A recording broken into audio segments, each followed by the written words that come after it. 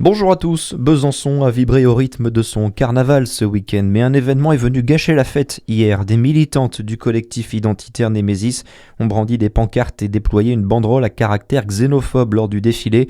Ce n'est pas la première fois puisqu'en 2024 des faits similaires avaient conduit la maire de l'époque Anne Vigneault à saisir la justice. Hier soir, aucune plainte n'avait encore été déposée, mais la police nationale et le procureur de la République ont été informés des faits.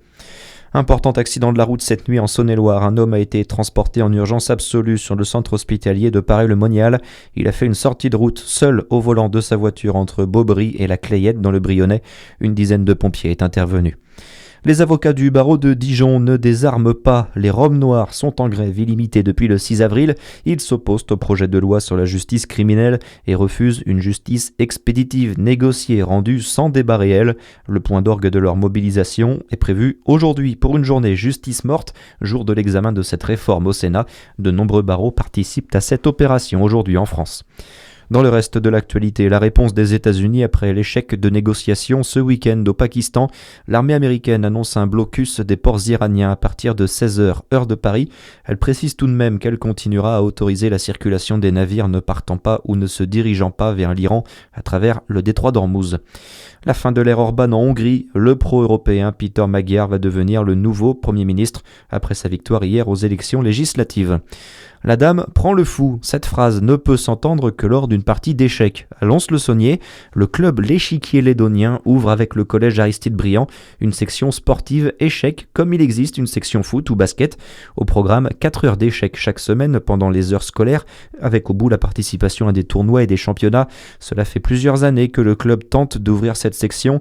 C'est désormais chose faite, d'autant qu'Olivier Minot, le président du club, constate un vrai engouement. On a eu un très grand engouement après le Covid et puis ça monte très régulièrement. Bon, il y a eu la série Le Jeu de la Dame qui nous a bien aidé par rapport à sur Netflix à l'époque. Et effectivement, on le voit un peu même dans la société. Enfin, quand vous regardez dans les publicités, on le voit, on va dire dans les séries, même dans les films, il y a toujours un jeu d'échecs qui traîne. Et ça devient normal de le dire. Avant, c'était un peu connoté entre guillemets intello et pas très bien vu. Là maintenant, ça passe bien dans la société, donc il y a un réel engouement. Oui. L'histoire et la culture autour des échecs sont aussi enseignées. Un test de sélection est organisé le 26 avril prochain.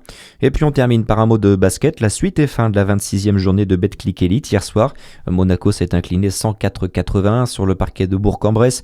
Villeurbanne a battu Saint-Quentin 86-70. Notez la défaite samedi de la JDA 74-111 à Cholet. Chalon s'est aussi incliné à Boulazac 90-94. Très bonne journée sur Fréquence Plus. À suivre, c'est votre météo.